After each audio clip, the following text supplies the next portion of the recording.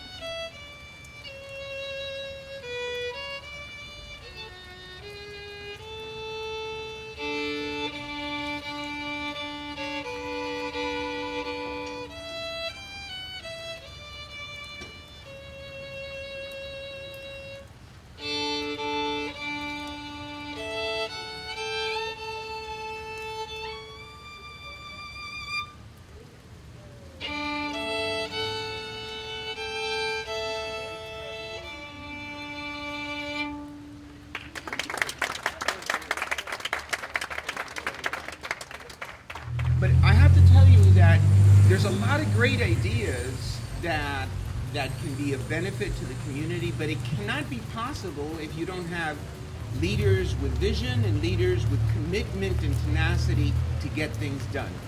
It's not every day that council members, 7 of them that have different needs, that can come together and approve $332,000 to construct this wonderful exercise park that's going to have a drinking fountain, outside gym equipment, a decomposed granite walkway, a river rock dry stream bed, lighting, drought-tolerant landscape because of the need of water. It'll still be very beautiful. 6-foot wrought iron fence, and a bike rack.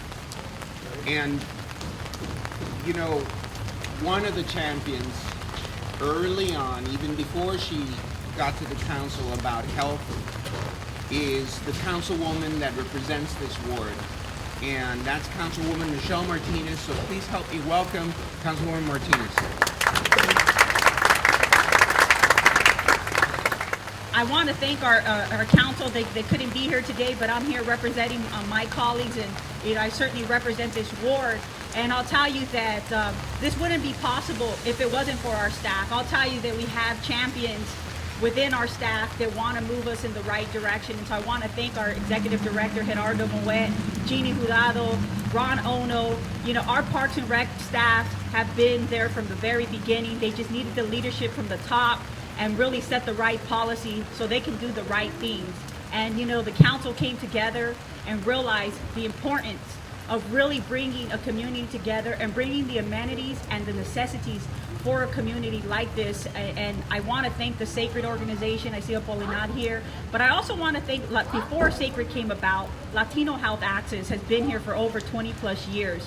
And I want to thank them, because before I was even a council member and I was contemplating and running, I had a great relationship with America Bracho. America Bracho has known me since I was 15 years old, and she shares that story. And I'll tell you that as the years progressed, and I decided to run for office at the age of 24 and started campaigning, she always put that in my ear, that health was very important, and the resistance of the city. and how what they were trying to do. And so I took it upon myself when I got elected to be a champion of health, but to be a champion for people that were not provided the voice at City Hall. And this is what this really is about. It's about now bringing voices together. At one point in time, many years ago, you wouldn't see Apolinar or folks at Sacred on the 8th floor. They weren't allowed up there. And today, we see them more so than anyone else.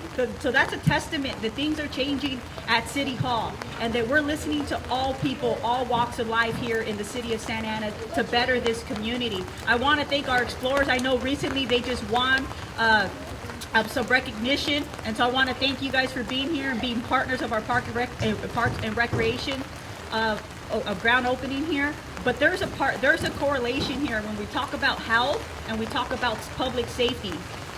We need to work together hand in hand, because people are not going to want to come to this exercise park if they don't feel safe. People are not going to want to go out to our community center or everything else that we do in regards to public health if it's not safe. And so we need to continue to work with our police department so that our families could appreciate and share the great opportunities that we're providing for all of you here. 1, 2, 3. Para la ciudad de Santa Ana es importante porque es parte de su desarrollo, y para la comunidad es importante porque nuestros niños ya no van a estar en 4 paredes, sino van a tener un lugar donde puedan hacer ejercicio y no tengan obesidad. Es importante para su salud y para el bienestar de toda la comunidad. Anteriormente ya no se contaba con espacios abiertos para la comunidad en general, pero hoy en día nos están escuchando y este es un ejemplo de eso que estamos pidiendo. Well, one, as you know, in this area, the zip code 92701 was very park poor.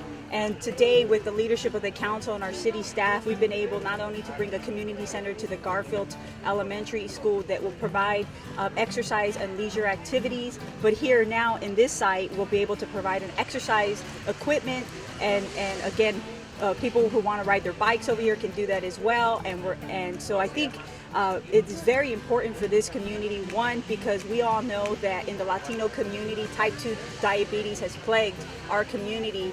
And one thing that I know as I've walked and I talked to our residents, they've always asked that they needed outdoor activities, because it's a very dense community here, many apartments, and in those apartments you weren't able to play within the structure. And so now that they will be able to either come out right across the street and come here starting April and utilize the exercise equipment and be fit. Open space and joint use has been very important to this community, and so we heard them loud and clear, and we made a commitment to providing as much park and open space and joint use here in this 92701, because it was the most poor park area in the entire city. And so now we're very fortunate that we're increasing our park space here with the joint use with the school district, and then here with property of the city of Santa Ana.